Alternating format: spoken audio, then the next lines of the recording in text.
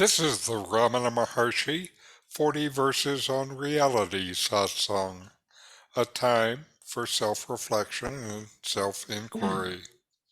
Know yourself and be always free and at peace. I'm Richard Clarke, hosting this satsang. Welcome. I'm a seeker like you, sharing what we love. I've been blessed with many years of deep teaching and practice, and I bring this to the satsang. This week's reading from 40 Verses on Reality is verse 13.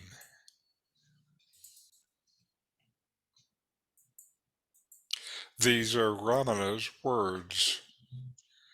The self, which is knowledge, is the only reality.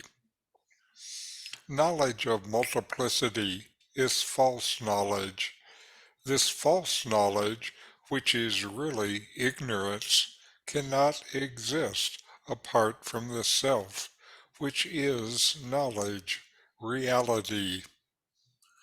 The variety of gold ornaments is unreal, since none of them can exist without the gold of which they are made.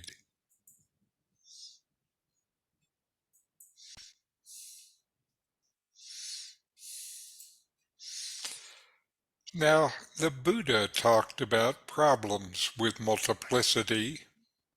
The first problem is that it changes all the time, so there is no thing that is steady or that you can really depend upon. The next problem is that no thing exists on its own. It all comes out of dependent origination. This means that all things arise in dependence upon other things, so there is no independent reality to be found in the world of things. To see what's at the core of multiplicity, Ramana teaches us to look within. Look to existence, consciousness, bliss. This is Sat Chit Ananda in Sanskrit. It is this consciousness existence in which all things arise, where they come from, appear, and then perish. Without this consciousness, does any of this that is experienced even exist? Not as far as you know. This consciousness existence is who you are. Is there any possible alternative to your existence? Have you ever known non-being? Could you know of this existence without consciousness? Even ignorance is lit by this self-effulgent consciousness. For ignorance to be ignorance, you must know the ignorance. You must be aware of the ignorance for the ignorance to have any effect. So ignorance depends upon consciousness. Is there some other reality other than what is real? This reality is the substratum of consciousness existence upon which, in which your ego, other people, objects, the world, and your idea of a higher power all exist. Are these anything but the substratum itself? Do the gold ornaments even exist without the gold? Ramana says the self is knowledge. What does he mean by this? Perhaps it is understood better to say the self is consciousness. What matters is not whether or not you understand this with your mind. What matters is that you experience this directly as your being. As you inquire, you can see that everything is only consciousness. Consciousness is always there with existence. They are not two, but two names for the same thing. This is your very self, your only existence. Consciousness is never more at one time or less at another time. Consciousness is always full. Sometimes, when you are quiet within, consciousness is full of nothing, but it remains always full. Now some notes for practice. Really investigate your sense of reality within yourself. Where does this sense of reality come from? Is it from your body, your mind, or deeper than both body and mind? Now, make the same investigation about the sense of reality in your dreams. Where does the reality come from in a dream? Is the reality in your consciousness or from your consciousness? Where does your reality come from? Is it from the world or from within you? Who knows the waking state? Who knows the dream? Now to our videos for this week.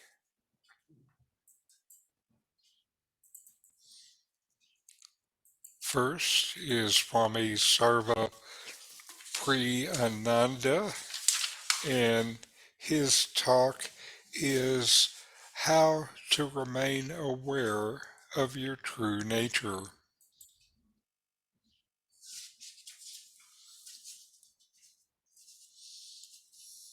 How can my mind always be tagged to this pure consciousness in all my work and actions? I think it's not just Pradeep in India, but a lot of people across the world. When they listen to non-duality first, they begin to understand, and then this question, inevitably it will come up at one point or the other. I see, yes, such a thing is there. It's like a serene, changeless being, consciousness. Very nice. But I don't seem to be somehow in that frame of mind when I'm driving, walking, talking, acting in the world. I'm mixed up. And that background reality is so nice. How can I be there all the time? There's a verse in the Mandukya, the second chapter, a very beautiful verse. The last verse of the second chapter of Mandukya Karika. Tattvam adhyatmikam drishtva, tattvam drishtva tu bahyata, tattvi bhutastada rama, tattvada pratyuto bhavet. Very beautiful. You know what it says? It's an answer to this question. Seeing that reality, Brahman, within, and seeing that reality outside. You become that reality, you are that reality. And you find bliss and peace and completeness in that reality. And never slip away from that reality. The last quarter, tattvad apratyuto bhavet. What do you become? You become that which can never slip away from that reality. I have a feeling the questioner would say, yes, that's what I want. Advaita Vedanta says that's what you already have. You've always had it. You suffer under this notion that I have slipped away from it. Even when you think that you have slipped away from it, you have not. Let's see how I can put it. There are many beautiful ways to put it. First of all, notice this one. I am that reality. It's not that reality, it's not Brahman, it's not Atman. We use all those terms, but those terms can be distancing sometimes. Yes, my Brahman is fine, but I have a problem. Atman is fine, my Atman is fine, like my liver is doing well. But I have a problem. Atman is you. It's literally you, your essence. Yeah, even if I say your essence, you say, yeah, Swami, my essence is fine, but I have a lot of problems in my job, in my family, in the day-to-day world. You are that reality. Let's talk about that openly. Instead of distancing it away as Brahman, Atman, or even the word Tattvam. Tattvam literally means an impersonal truth. So I am that. How can you ever be distanced from yourself? How can you ever slip away from yourself? What you can have, the objection might be, but I feel it. I get disturbed, I get angry, I get unhappy. Yes, that wrong notion can be there. That somehow there was a serenity and I've lost it. It was a serenity in the mind, and the mind has lost that serenity. You are the one which experienced the serene mind. You are the same one which has experienced the disturbing mind, the disturbed mind. The calm, relaxed, spacious, luminous mind and the agitated, turbulent mind. You are the same one. Whether it's a waveless, vast expanse or a turbulent ocean with waves and storms, it's the same water, literally the same water without any change at all. Even the ocean example is a little misleading, because you'll say, no, Swami, but something is happening to that water. There's a lot of ups and downs. And yes, but the water nature is unchanged. Water has not become not water when it is in the middle of a storm. In the same way, whether you are in the depths of meditation, absolutely calm, quiet, the world forgotten, still, peaceful, or engaged in frantic action, in a high-pressure job, you are exactly the same unchanging awareness. It may not seem to be that, but you are that.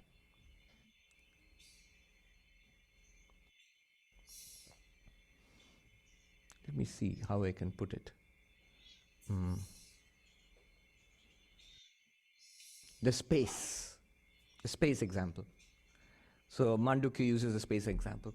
Suppose you have different pots, and now the space, which seems vast and unlimited, seems to be cut up into different pots. The space inside the pot, in Sanskrit, Ghatakasha, and the space outside the pot, called Mahakasha. But literally, let me ask you, is the space actually cut off by the pot? The space which was here in Manhattan a few hundred years ago. Now we have so many densely packed buildings. Has the space been cut off? It's amazing. Yeah, it looks like that. Let me ask you an even simpler question. If you have a glass of water, half full, half empty.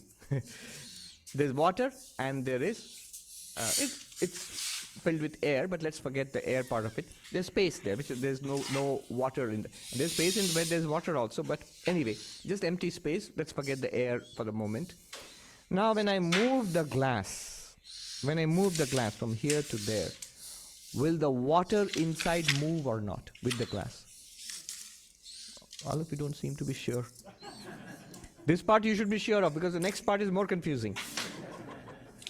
Yes, the water does move, otherwise it would make a very wet mess here. If I moved the glass and the water would splash down here. Swami, you forgot to take the water along with the glass. No, that doesn't happen. When you move the glass, the water moves with it. Now let me ask you, does the space move with it? When the glass is moving like this, the space circumscribed by the glass, that space inside, is it moving along with the glass? Is the space moving along with the glass? Tell me, does space move along with the container, the glass, or the glass is moving through space? Glass is moving through space. Yeah. When you cut up Manhattan into so many buildings, you have not enclosed space. Space has graciously permitted the buildings to exist within itself. Now, what can happen is, in one pot, there may be smoke and soot. Maybe you lit a fire or something. In one pot, there may be holy Ganga water. In one pot, they may have dirty water. In one pot, there may be milk. Is the space polluted by the smoke in that pot? Is the space purified by the holy water of the Ganga river in that pot? No. The pot might be affected. The pot gets affected. But space does not get affected at all. I noticed in India, when a person dies and the body is burnt, the wood is burnt to ashes, and the water, there's a lot of water in the body, it vaporizes, and the air around it becomes very hot because the fire is burning. But the space, is it affected right there when the body is burning fiercely? The space is not affected. It's the air which becomes hot. It's the wood which becomes burnt into ashes. It's the water which is vaporized. Look at the 4 elements. They are affected. Earth, fire, water, air. Space, not affected. Similarly, whatever the contents in the mind, whatever the actions of the body, you, the pure consciousness, you are exactly always the same. You have not departed from your real nature as pure consciousness. How can I remain connected with that?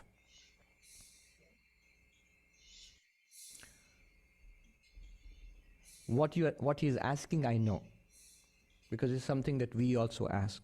I remember, I told you earlier, once I was sitting with a monk in Haridwar, and one young monk was discussing non-dualism very earnestly with the teacher, with the Swami, old Swami. And finally he said excitedly exactly this question, but Swami, we must at least hold on to that idea that I am Brahman. Aham Brahmasmi, yeh chinta to karni chahiye. This much I must hold on to. And the Swami said, this is exactly what you must not hold on to. Because somehow I think I am Sarvapriyananda. It's like saying I must hold on to it. I must keep saying in the background, I am Sarvapriyananda, I am Sarvapriyananda. Otherwise I might forget. Who am I? Swami, you always ask, who am I? No, I never forget that. The difference between an actor who is acting as Hamlet or somebody in the open air, Shakespeare there in Central Park in summer, that actor must always remember that I am Hamlet. Must keep in mind consciously. But suppose the actor's name is Mr. Scott. Does he have to keep remembering, I'm Scott, I'm Scott, I'm Scott? I must keep it in mind, otherwise I'll become Hamlet. No. Doesn't have to remember. In fact, to be a good actor must not even think about it. Must try to be Hamlet with all intensity. Similarly, the reality which we are, you don't have to keep thinking about it, otherwise I might forget. That happens at the beginning. Because once we get an intuition of what is possible, what we really are, we want to be centered in that. And that's why this question comes, give me some technique so that I noticed what you're talking about. It's remarkable. And let me always remain like that. What Advaita says is, you always are like that. All right, one more point and we'll go on. Very important here. It is what actually a non-dualist teacher would say to this question. The difference between memory and experience.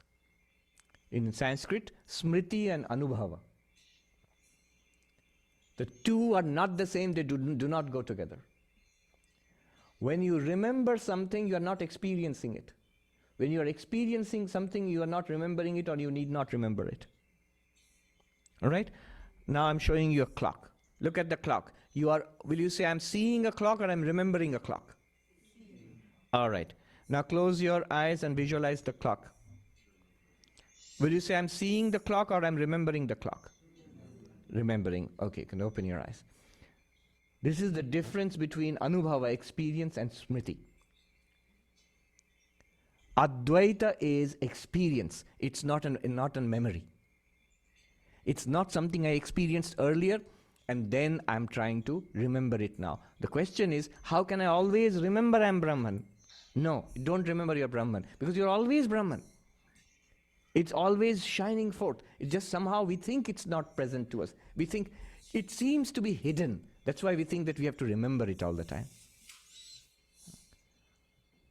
If you are looking at me, you say, Swami, I'm seeing you. Yes, you're seeing me, but are you remembering me? Swami, I'm seeing you. Why do I have to remember you? When I don't see you, I might remember you. This is the difference between memory and experience. Non-dualism is based on an ever-present experience. It's blazing forth all the time. In fact, it's the only thing that's blazing forth all the time. And we have to recognize it. We don't recognize it. You might ask, all right, so how do I recognize it all the time? You don't have to recognize it all the time also. Once you recognize it, it's done. Only thing is, you are right. There might be a period in our spiritual practice when you need to dwell on it intensively for some period of time. But remember, that's also practice. That's not enlightenment. It's remembering an ever-present object. If you are trying to remember the clock when I'm showing it to you, you're doing something odd indeed.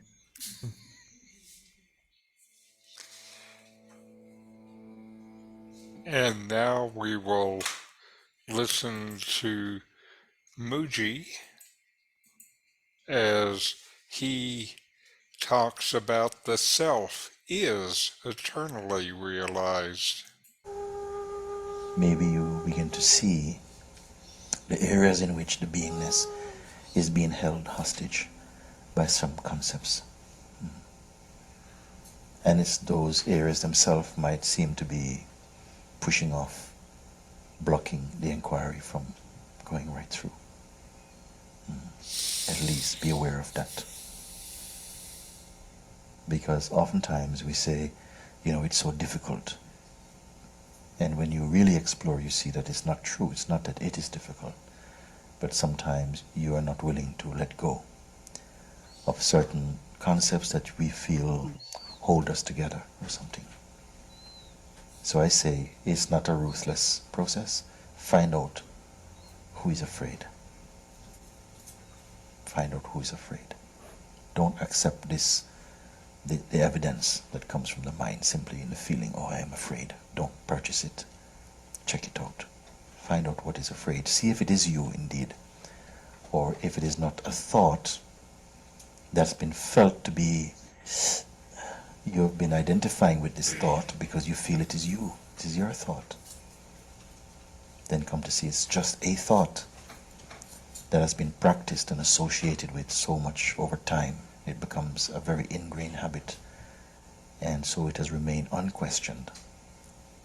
Now when it's put under the light, under the laser light of this looking, you see, it is as though it's trying to run under the carpet each time you try and find out who speaks this word. You're getting a lot of diversion, you see, a lot of distractions coming into the play. And you persevere with this. Those who have re-entered themselves, so to speak. That's also an illusion, but it's a necessary experience within this illusion. Those who have re-entered themselves have experienced all this, go through this bottleneck, this rebellion that comes from mind. And it may take a while for the mind to gradually stabilize into this conviction, you see. First, the seeing is absolutely clear, so that you experience that there does exist in you that complete space which is not personal and which is all joy, clarity, and fullness, contentment itself. Yes. And that you experience it, and I have not thrown magic powder in your face for you to experience that. First know that. And then thereafter, that's what I would call the initiation itself of seeing. Thereafter, no, it will take time. Like I say, the habit to stabilize, because now and again the attention will be caught again. We go off, but something knows how to bring it back again. Bring the attention back, not you. Previously, we identify with the attention. When the attention goes something, you say, I go. Now you see, something is aware of attention and even inattention. That's how subtle the seeing becomes, increasingly more subtle. Then it comes to recognize that you are the subtlest of all. It is said that amongst the elements available to the senses, that ether or space is the most subtle. And you are aware of space. So you must be subtler still. But we don't give any time to look at that, to understand the immensity of this simple truth. So most time our identification is only at the body-mind level. Yes.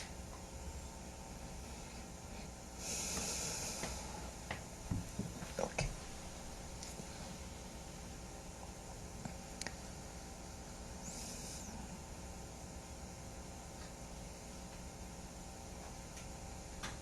In each place I go, I say, I've come to meet the Buddha in this place.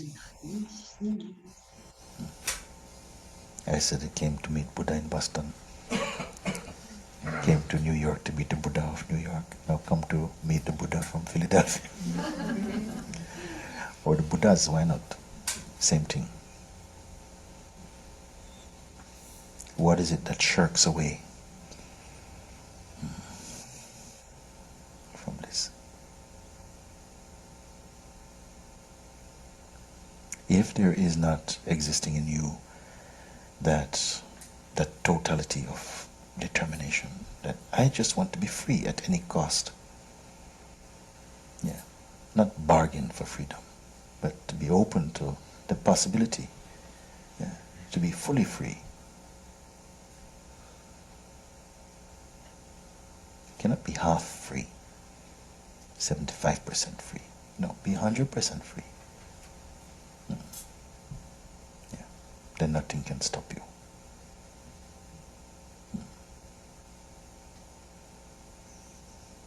But if you shirk away and feel, oh yeah, well, I'm not ready, and maybe, I still think I have a long way to go, and cherish such kind of notions, then you will believe them into existence.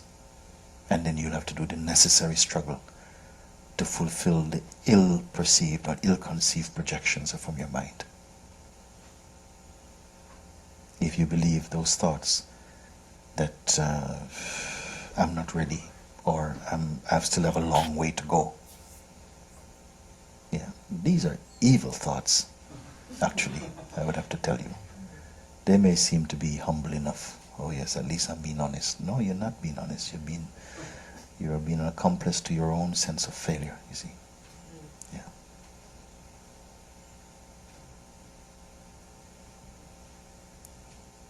There's an attitude of mind which is, if somebody said that it's like the lottery or something, that you stand 1 in 10 million chances. Most people probably would say, well, what chance do I have? But find that one who would say, if there's 1 in a million, why not me? Yeah, that's a winning attitude. Say, why not me? And the self is not like that. It's not 1 in a million. It's not a lottery. We are all self. And the self is eternally realized unto itself. The only thing is just the conditioning, believed in, Not even the conditioning, but the conditioning believed in, you see. Because many sages also, in their normal life, the expression of conditioning in the form still expresses, but it's not believed in, you see. It's seen through. That's the difference. So the conditioning has no hold. It cannot even be called conditioning. They're not even aware of it as conditioning. It's just another concept. Because they know that the I, the me, is also concept also.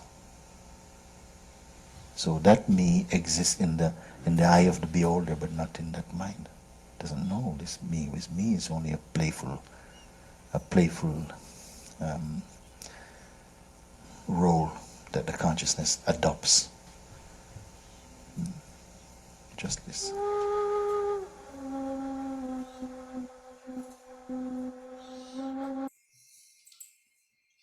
And now we will listen to my teacher, Nome, talk about reality. In this video, you might notice his hand shake. He's had Parkinson's for many years. It only touches the body and mind, and he really knows that he is not the body or the mind. He stands as consciousness, untouched by any disease.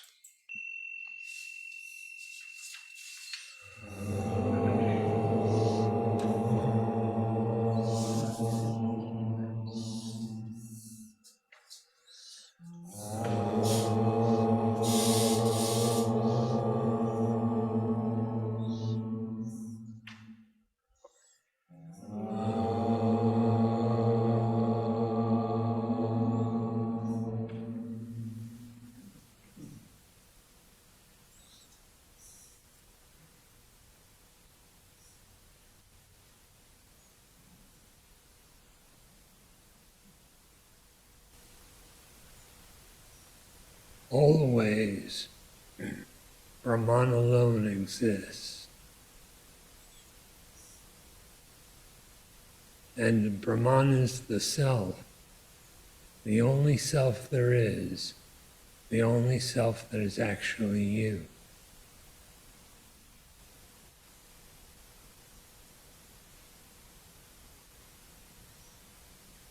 If you know the self alone is real, and the self alone exists.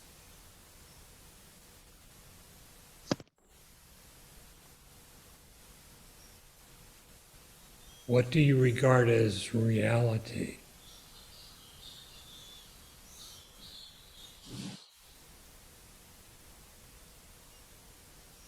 It depends upon what you regard as yourself.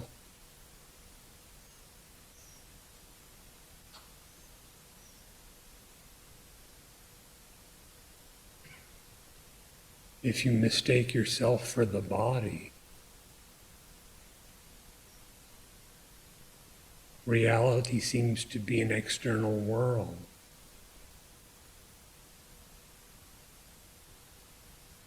But are you the body?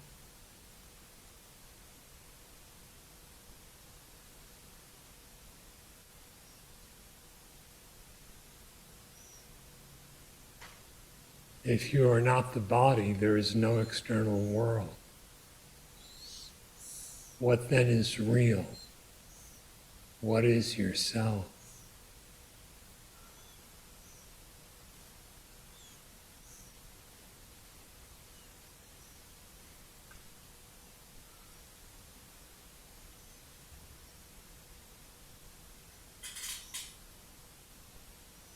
If you misidentify yourself as a mind, then thought and that which is subtle seems as if real.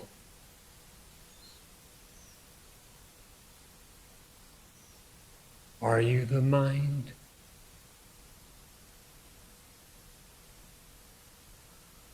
Or do you not abide beyond that as consciousness?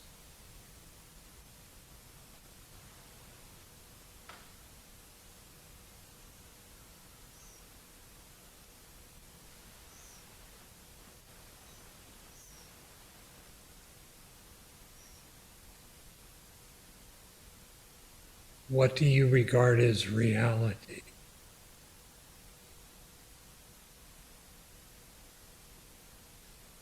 What do you regard as yourself?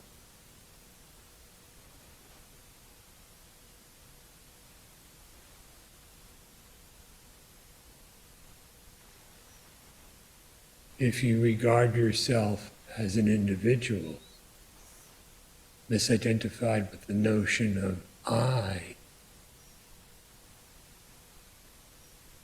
then there may appear something else, something other. But if you are Brahman, there is nothing other. It is one without a second.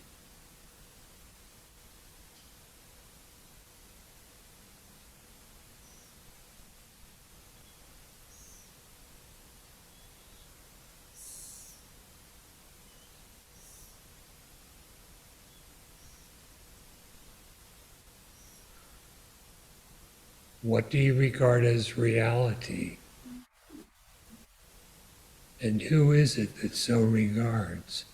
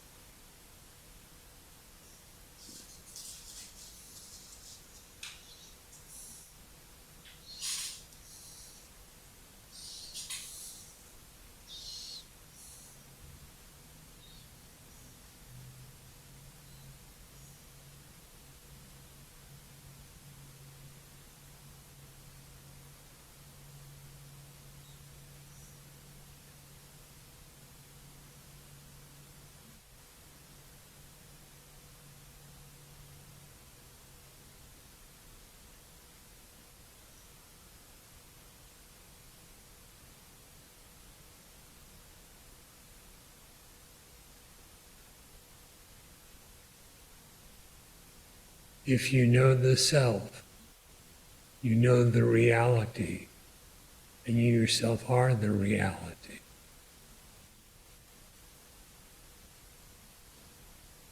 If you do not know the self, then reality seems as if obscured, or something other than what it is. And the one for whom it is obscured is actually unreal.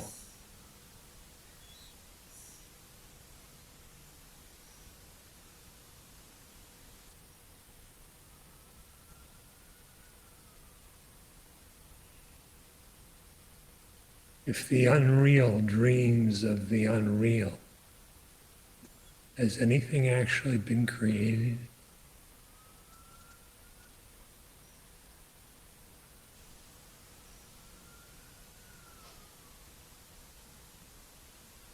The ever-existent is the sole existence. The self, the one without another, unborn and imperishable, bodiless and mind-transcendent, never individualized, having no notion of I and mine, of the nature of being, consciousness, bliss.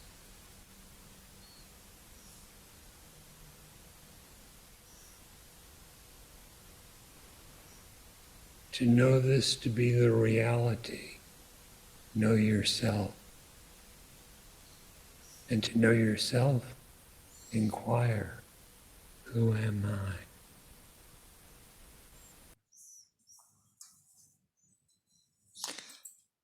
I? And now we will take a few minutes to meditate, to inquire. Breathe in and breathe out. Take long, slow breaths. Notice the breath as it comes in. Feel it as it goes out.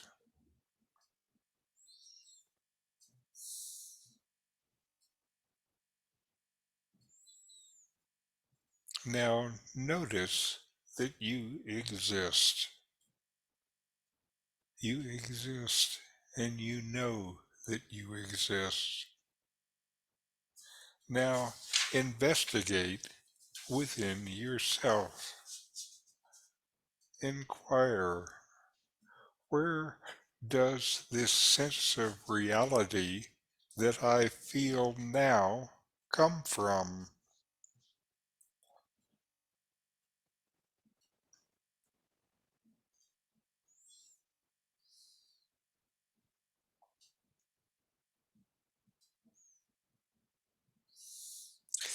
What about in your dreams last night?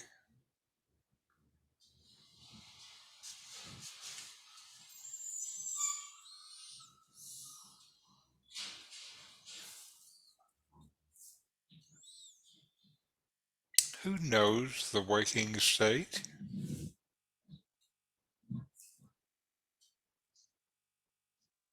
Who knows the dream?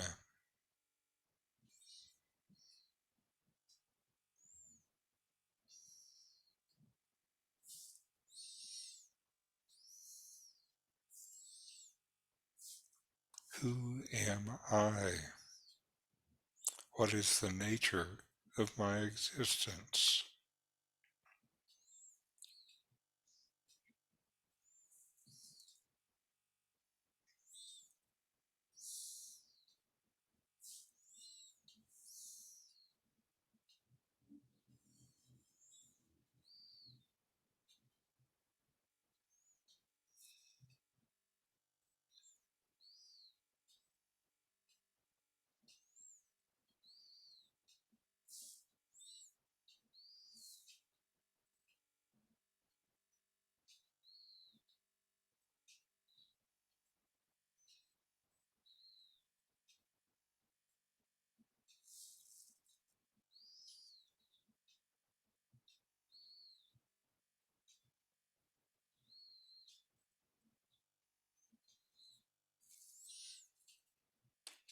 All right, let's close with a short chant. Om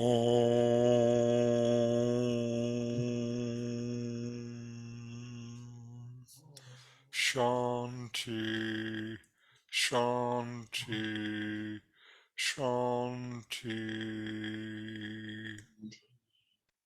Om. Peace, Shanti. peace, peace.